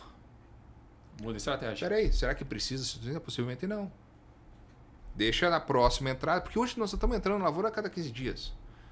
Eu não gosto muito do calendário, mas no final das contas, operacionalmente, a gente praticamente está entrando a cada 12, 15, 17 dias, está entrando na lavoura. Seja por um fungicida, seja por um inseticida, seja por um herbicida, seja pelo complemento. Até pela própria logística dentro do processo? Pela logística. O clima, momento, Sim. né? Então, praticamente, nós estamos entrando a cada 15 dias. Então, nós temos que tomar decisão a cada 15 dias hoje do que nós vamos estar fazendo. Pensando no fungicida, pensando no inseticida, né? Antes de eu chegar aqui, eu estava respondendo uma situação que o pessoal estava me perguntando. Eu vou até falar o que era. Bifentrina na dessecação ajuda para controle de coleóptero? Depende. Bifentrina não vai ter efeito residual. Se tivesse, se a planta absorvesse, ia ter 5, 6 dias de residual. Se eu estou fazendo dessecação, eu não tenho planta, eu não tenho residual nenhum. O propósito é outro. Então eu não posso trabalhar o mesmo conceito de preventivo que a gente usa nas doenças, com fungicida. Sim, sim. Então, por exemplo, na praga eu trabalho com o conceito de precoce. O que é aplicação precoce? Quando eu tenho alguma praga junta, eu tenho pouca praga e controlo essa praga. Eu vou ter uma efetividade maior. Não deixo criar muita praga, uma colônia. Níveis baixos. Níveis baixos, exatamente. Então, quando eu tenho essa precocidade, show de bola. Agora, eu não tenho a praga. Adianta eu aplicar um perietróide? Não adianta. Não adianta nenhum neonicotinoide se eu não tiver a praga. No tratamento de semente até pode ser, porque eu consigo ter um período. O conceito é outro, um pouquinho diferente. O conceito é totalmente diferente, né? Como a gente não vai aplicar um fungicida na palha. Sim, sim. Pensando em doenças biotróficas, por exemplo. Né? É a mesma coisa com relação à praga. Então, esse é o tipo de situação que a gente precisa entender como que está a planta para a gente poder estar pensando como fazer. Então, cada vez que eu vou estar entrando, eu saber entender a praga, a planta daninha, a fungicida, a parte nutricional, a parte fisiológica e a parte hormonal. Tá? Para fazer algum tipo de ajuste, se compensação, caso necessário, né? Para conseguir, Exatamente. de certa forma, que o ambiente interfira o mínimo possível, né? Que os fatores externos interfiram o mínimo possível. Né? Que é aquele conceito de deixar a planta em equilíbrio. Exatamente. Não ter picos nem de excesso nem de mínima e, consequentemente, ela cumpre as suas funções fisiológicas de uma forma tão mais tranquila, de uma forma tão mais branda, sem nenhum tipo de surpresa dentro desse aspecto. Né? Exatamente. Dentro dessa parte fisiológica, até para fechar, além dessa questão de construção da planta, diminuição de estresse, né, eu também coloco dentro desse grupo a parte hormonal que nós estávamos falando, essa questão desse equilíbrio, e a parte de indução de resistência também. Né, porque é uma questão que está associada ao metabolismo da planta. A parte bioquímica, né? Sim, sim. Então, a formação principalmente de enzimas de proteção. Né? Então, lá em 2018, se não me falha a memória, ou 19, quando no laboratório nós montamos para fazer a avaliação de enzimas em plantas, olhando as enzimas que estão ligadas a nitrogênio, as enzimas oxidativas, inclusive algumas enzimas de indução, como fenilalanina amoneliase, né? Que é uma enzima que tem de proteção, beta-glicosidase, que também está interferindo nisso, né? E é interessante a gente ver como existe mudança na planta na formação dessas enzimas de proteção, dependendo das substâncias que a gente utiliza, principalmente a ferramenta de indução. O estímulo que você causa. Agora, hoje a moda está em indução. Eu vejo com muito bons olhos, inclusive. Né? Principalmente nessas fases iniciais que a gente precisa ter uma proteção. Primeiro porque provoca uma discussão diferente. Né? É uma outra ideia, um novo conceito, novas possibilidades. SIDA, né? Exatamente.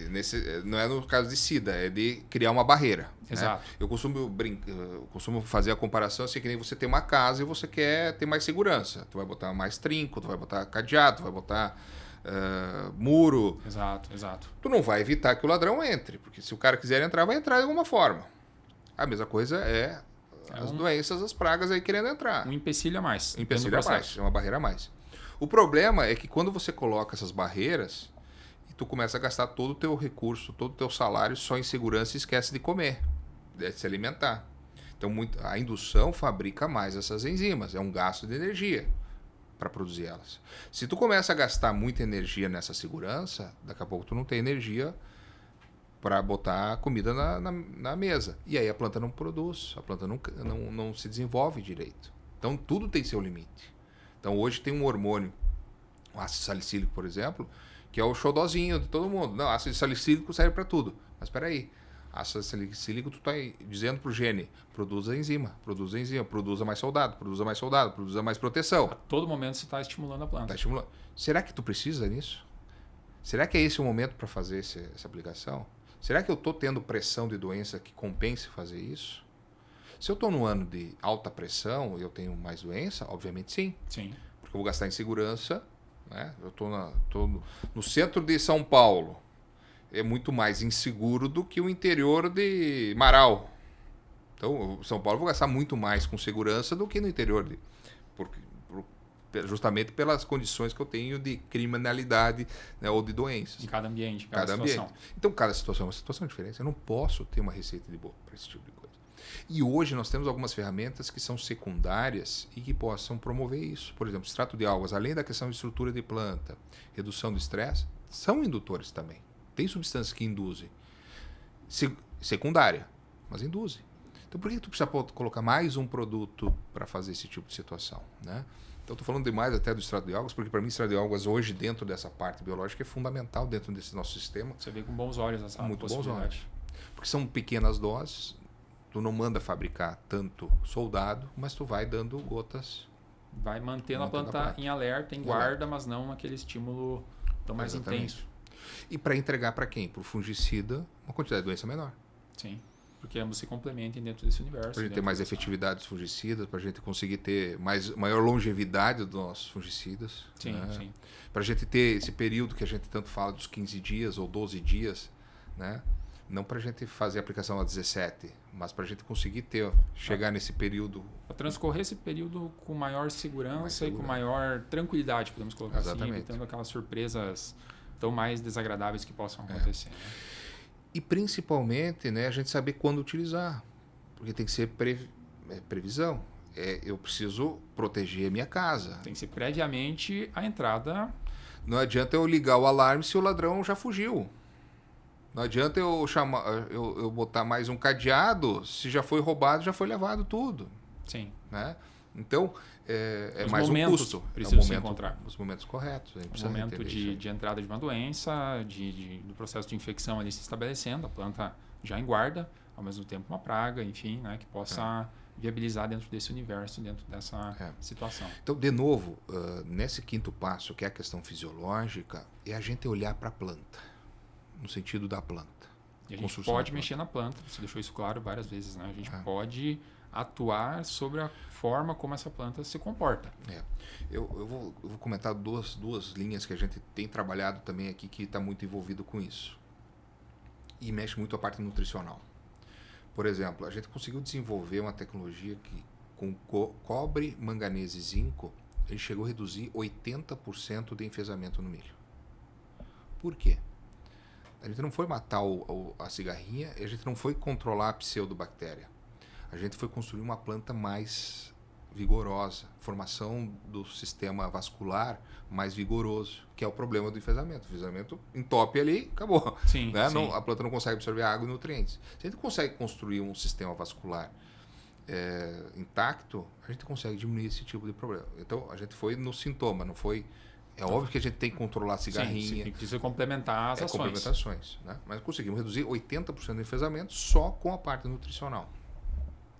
Outra linha que a gente está trabalhando muito nessa parte fisiológica é controle de doenças com alguns óleos essenciais, para complementar. O grande problema dos óleos essenciais se chama volatilização. Então, a gente conseguir ferramentas que mantêm isso na planta e protejam é um grande desafio. Não para tirar a fungicida do sistema. Cenário. É para a gente complementar possibilidades. E mexe muito com a parte do sistema de indução de resistência. Né? Outra ferramenta que a gente tem visto e a gente tem acompanhado alguns trabalhos de comprovação com silício amorfo. Não é qualquer tipo de silício. Né? O silício cristalino a planta nem absorve. Né? Pegar uma areia não vai absorver. Sim. Mas o amorfo hoje está mostrando algumas pesquisas, inclusive com redução de esporulação, que é uma coisa que ninguém imaginava que pudesse acontecer. Né? Semana passada a gente estava, inclusive, com um trabalho que está sendo, acompanhando o trabalho que está sendo feito lá no Mato Grosso, que o silício diminuiu a esporulação. Olha só. Olha a revolução. Sim. Porque a gente sabe o silício em termos de indução, proteção física, tricomas, mexe, principalmente com relação a pragas. Mas se observou diminuição de esporulação. É uma revolução nesse tipo de situação. É uma novidade, de fato, algo que não se cogitava, não se explorava, né? Exato. Até talvez pelas formas que esse silício era apresentado, enfim. Né? Exatamente. Porque, de novo, vem como você consegue ter um produto de eficiência para trabalhar esse refinar toda essa questão e tudo mais. Por que eu estou falando isso? Porque tudo isso mexe com a fisiologia da planta, no final das contas. Mexe com a indução, né? Porque o que é indução? Fabricar mais enzimas. A gente diz para a planta fabricar mais enzimas. Então, nada disso reduz fungicida. A gente entrega para o fungicida menor quantidade de doença. Essa é a questão. A gente preparar a planta, né, para que o fungicida possa fazer o seu papel mais tranquilo. Não botar no fogo. Sim, né? sim. Eu acho que para fechar, o sexto passo, que é a parte biológica. Que não é menos importante. Não é sexto porque é menos importante. Mas eu não posso botar algum biológico no solo se eu tenho alumínio presente. Eu não posso estar colocando daqui a pouco um tricoderma junto com fungicida. Então, o meu pensamento, que é abordar a parte biológica por último, não é por ser menos importante, é mais olhando todo o sistema que a gente tem, como que nós conduzimos essa parte biológica?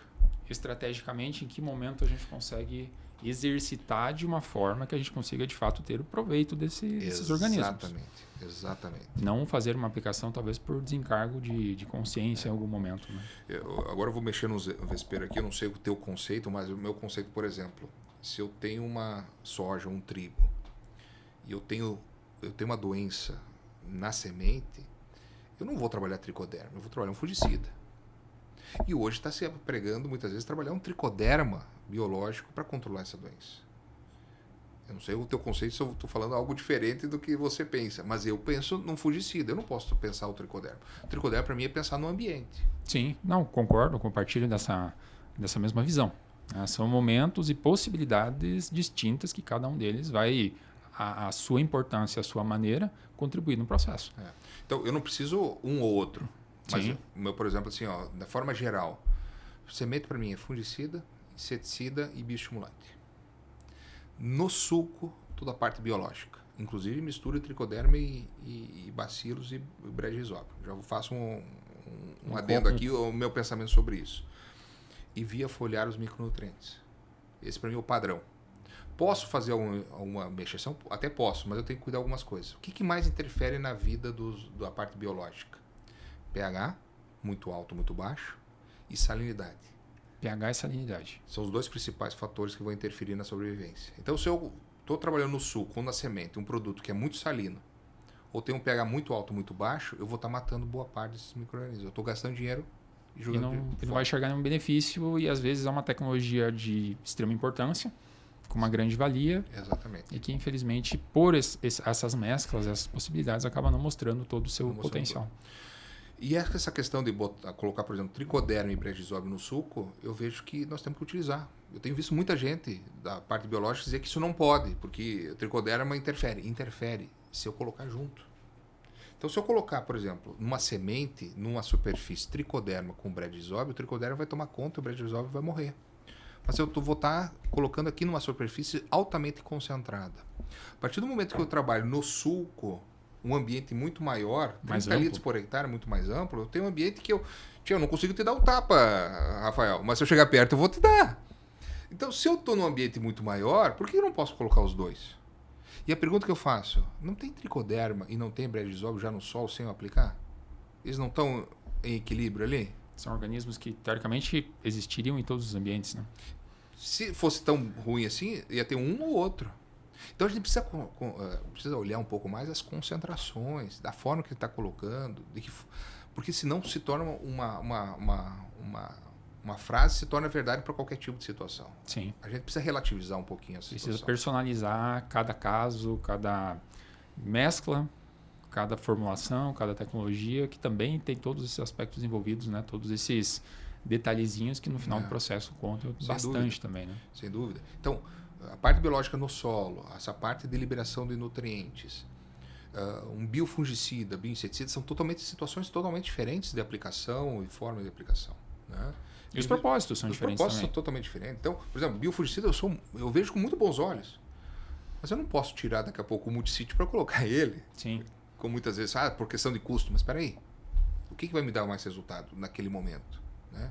Eu acho que nós não podemos ter uma receita de bolo. Eu acho que é um pouco a minha visão sobre isso em cada uma dessas situações. Então, olhar um pouquinho e tomar a decisão mais correta em função da realidade. Desses aspectos todos. Olha só, a gente conversou bastante, né? Foram várias ideias, várias possibilidades, várias experiências aqui compartilhadas e dentro desse universo, muitas possibilidades de atuar sobre a planta, né? E vários tipos de resposta a depender do grau ou do momento ou da combinação, né, que a gente possa trabalhar, que a gente possa exercitar. E, de fato, à medida que você definiu aqueles 6 passos, né, e fazendo as bases e construindo degrau a degrau, com ações, vamos pensar assim, de médio e longo prazo, e vai refinando para ações mais imediatistas, você consegue também ter diferentes níveis de resposta da planta e, consequentemente, interferir na sua capacidade produtiva, Sem dúvida. né, dentro desse universo. Então, várias vezes você coloca, seja aqui ou seja nas palestras, nos treinamentos, nos cursos, enfim, ou a gente constrói a produtividade, ou plantas de alta performance, como que a gente consegue trabalhar sobre a planta, enfim, tudo isso acaba sendo um pouquinho de sinônimo, né? Sim. E justamente frente a uma gama de possibilidades que a gente tem, uma gama de opções, né, para cada momento, para cada situação. E dentro desse universo, as discussões elas são bem interessantes, ao mesmo tempo elas são bem amplas, né? Gostaríamos de, no próximo momento, tê-lo novamente conosco para a gente refinar algumas dessas estratégias ou alguns desses passos, né, para entrar de uma forma tão mais pontual sobre eles. Esse nosso primeiro momento aqui, sem dúvida, contribuiu muito para uma abertura de ideias. Né? Tenho certeza que todos que nos acompanharem, seja lá no YouTube, seja no Spotify, e ao final do episódio entenderem que as percepções são tão mais amplas, né? Sem dúvida a gente contribuiu também frente a essa capacidade crítica como um todo. Para a gente fechar esse nosso momento, eu gostaria que você deixasse uma mensagem final, né? Pensando no transcorrer de safra, né? Aqui a gente está agora em final do mês de novembro, né? Temos uma safra de soja no campo, a safra de milho também andando, mas outras regiões, estádios um pouquinho mais avançados, enfim. Né? Mas o que a gente poderia deixar como fechamento, né, desse nosso momento e que agricultores, técnicos, né, todos os nossos ouvintes possam, em um momento futuro também, analisar com bons olhos, né, e com boas percepções. Rafael, o que eu tenho mais pensado e discutido, né, atualmente, pelo nosso cenário que nós temos, não só de clima da safra, mas como econômico também, né, não só sobre preço também de grão, mas sobre a economia de forma geral, que cada vez mais o nosso setor precisa olhar a condução de tudo de um olhar relativizado. Não como uma única receita de bolo ou com uma único pensamento que vai ser a solução de todos os problemas. Eu acho que cada vez mais nós temos que começar a entender, a usar as ferramentas que a gente tem de acordo com as necessidades. Tá? E quando eu falo isso, é para a gente olhar cada vez mais o sistema de produção. Tá? Antes eu comentei sobre a questão do trigo, né? O trigo pode dar 0, não dá R$1 de lucro. Mas ele pode economizar muitas vezes, dependendo da situação, R$1.000 a R$1.500 na soja. E quem está olhando isso? Muitas vezes o produtor está olhando o lucro da soja, olhando o lucro do trigo, sem olhar o sistema que está acontecendo. Tá olhando aquela safra. Só a safra.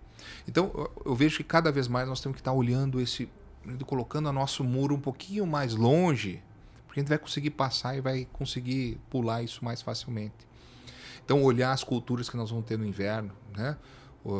Tá um alvoroço total, porque trigo, preço baixo, né? Com toda a produção, o produtor não vai ganhar dinheiro. Mas espera aí, nós temos que olhar, se você não fizer trigo, tu vai ter que botar uma cobertura. Vai ter um crescimento muito grande de canola, carinata, que está por aí, né?